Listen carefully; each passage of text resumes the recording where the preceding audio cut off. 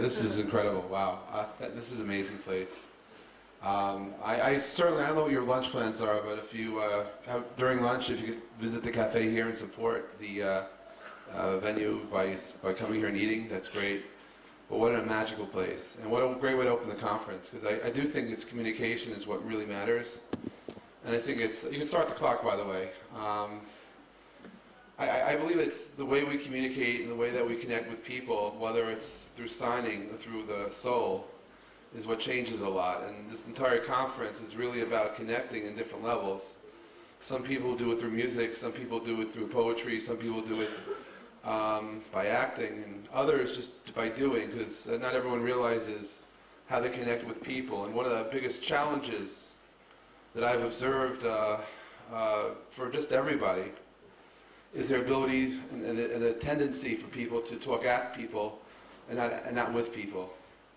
And that, a mild form of Aspergers, a mild form of autism is Aspergers, and it's in social media.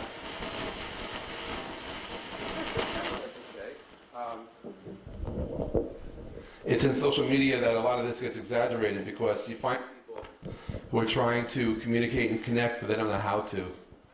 And they don't necessarily used to it, but there's a connectedness that I don't think we've experienced.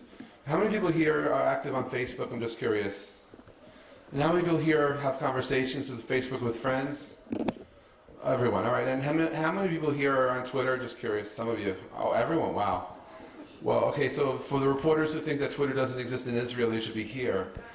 I do believe, one of the biggest observations, challenges that I continue to see are companies which are new to social media who think that in order to get an audience, they should broadcast a message.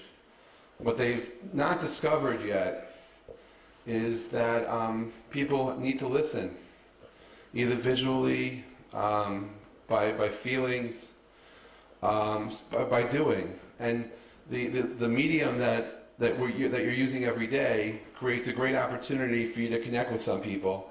But for those of you that are experimenting and just broadcasting but not listening to what you're saying, whether because you represent a company and all they want to do is say something, or you write a blog or you write an article, or you just want to broadcast something, you're missing the beauty of what we have, which is interactive two-way communication. And that, I strongly believe that if you allow yourself a chance to listen and talk less, the opportunities for you to connect with people goes up dramatically. Because sometimes it's the people who speak less that actually may be smarter. Maybe allow others to talk, but in the social stream, it's not so much the people who broadcast all the time, but it's listening. And listening is an art.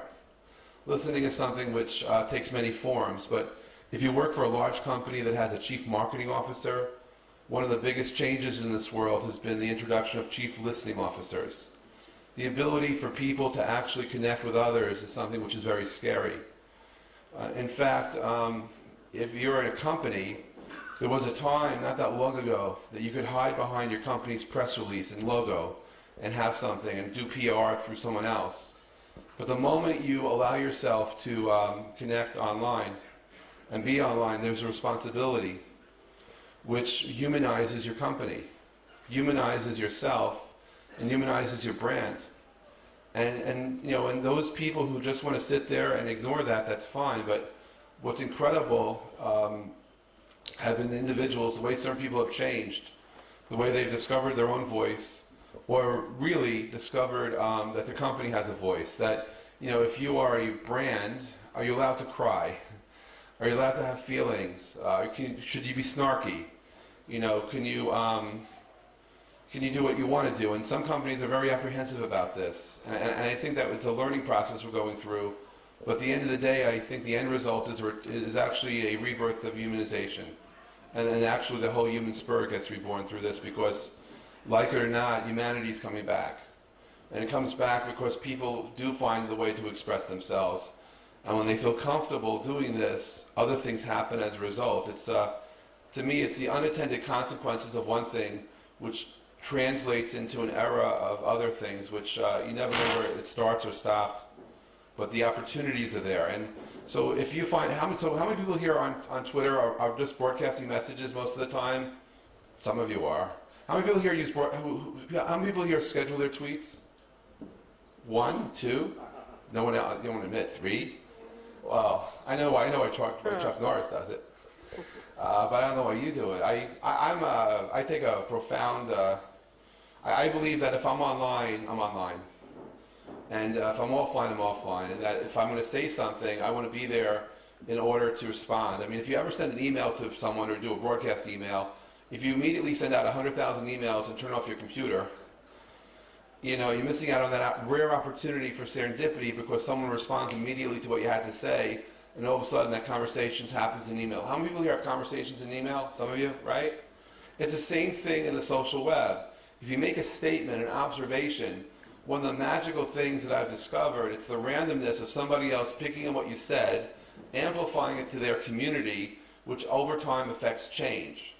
And what we're seeing right now in the last 3 years is a revolution that's happening that's bringing back the human spirit, that's bringing back a level of connectedness that when you have 7 billion people on a planet, we've never really had this before, because before we all were by ourselves. But when you have 7 billion people discovering each other's voices, there's the change that is underway, which is started out maybe 43 years ago. I look at this as one of the unintended consequences of the internet happening. Was we're living in times now where, as Thomas Friedman would explain, is flat. The world went flat. But we're living in times where gatekeepers have gone away or going away. They're not all gone. But when you have a platform where hundreds of millions of people can discover each other's voices, feel some of each other's souls, there's a level of connectedness that never existed before in our life or in the history of our planet. And when some of your voices actually are not just being broadcasted, but being acted upon because they're touching you, and you allow yourself to open up and touch back, the feelings are pretty incredible. Has anyone here seen a Facebook status update or saw a tweet and said, "Oh my God," or you felt something? Right? Any of you ever cry when you saw someone's friend's message say something? Right?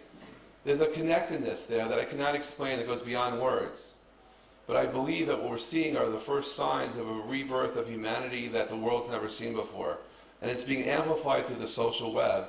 But it comes to you at a price of allowing yourself to be vulnerable, allowing yourself to be open, allowing yourself not so much to show weakness, but to actually show strength, because you're allowing yourself to be you.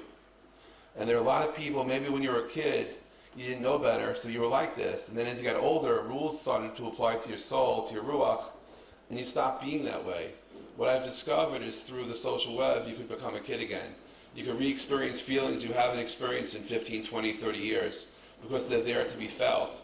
And through these new mediums for touch, it's a different kind of touch. I mean, I can tell you personally that my background is in radio.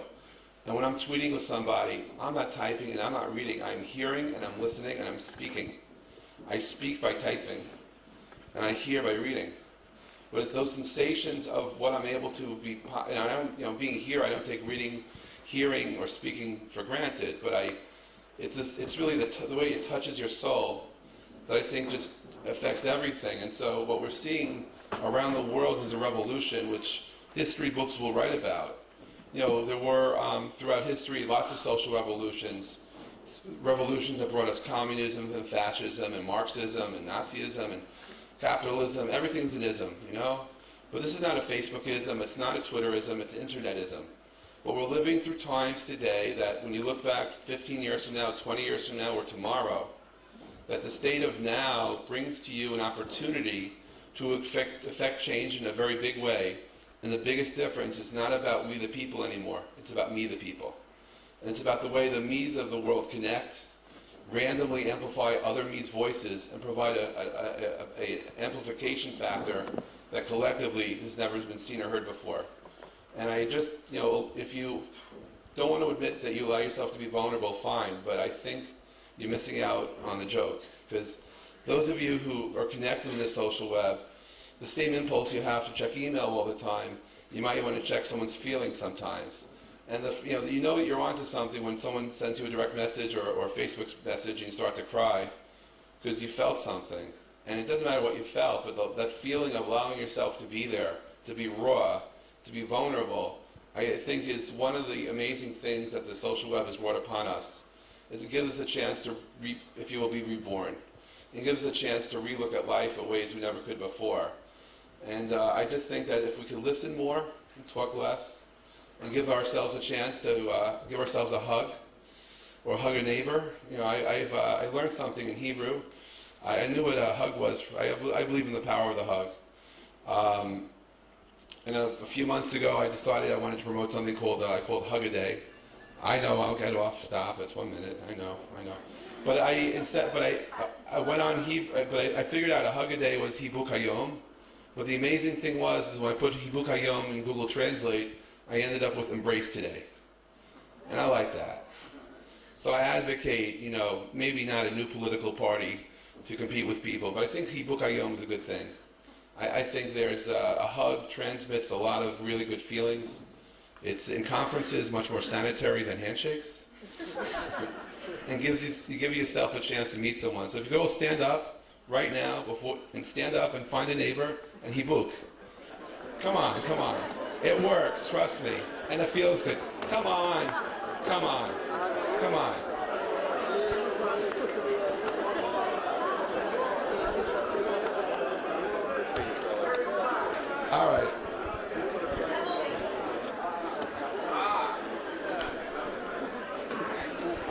All right. Thanks. Well, this is good. So, wow, that's Miles. Wow. All right, I'm going off. Anyway, I thank you for giving me the benefit of the hug. I thank all of you for being here today. I greatly appreciate the fact that you can be anywhere you want to be, but you're here. And from the bottom of my heart, I say thank you for listening, thank you for being, and thanks for being part of the 140 experience.